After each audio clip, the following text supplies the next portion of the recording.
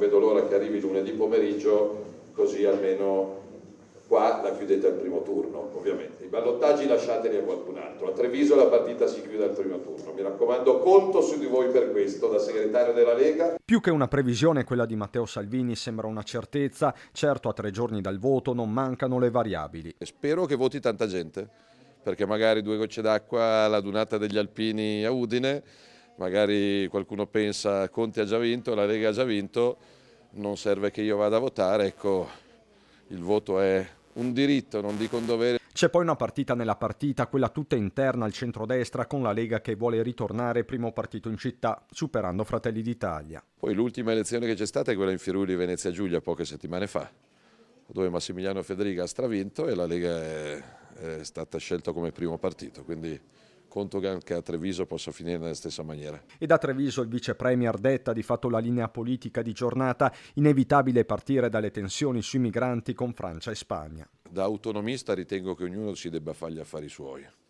Lezioni dai francesi non ne prendo, visto che respingono i bambini di notte nei boschi al confine con Ventimiglia, anzi chiedo ai francesi di rispettare gli impegni presi sulla TAV. Ma i dossier sul tavolo sono numerosi, compreso quello del caro affitti, degli studenti fuori sede, dell'emergenza abitativa. Fare un nuovo piano casa di edilizia convenzionata a prezzi accessibili, soprattutto per chi guadagna cifre che non permettono di comprare o di affittare, è uno dei miei obiettivi. Sostanzioso inoltre il capitolo delle riforme tra presidenzialismo e soprattutto autonomia. Ricostruzioni di palazzo raccontano di una premier Meloni che vorrebbe rinviarla a dopo le europee. Fantasie di qualche giornale.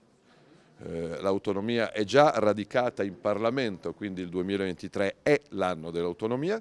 Noi siamo convinti sostenitori anche delle altre riforme. A Palazzo Rinaldi Salvini blinda il quarto lotto della tangenziale, garantisce la messa a terra del PNRR, parla di sicurezza stradale incontrando l'associazione Alba. A sostegno di Mario Conte, la Lega di oggi e di ieri, Giampaolo Gobbo scalda gli animi. Noi non ci nascondiamo dietro i cosiddetti sindaci civici o altre situazioni.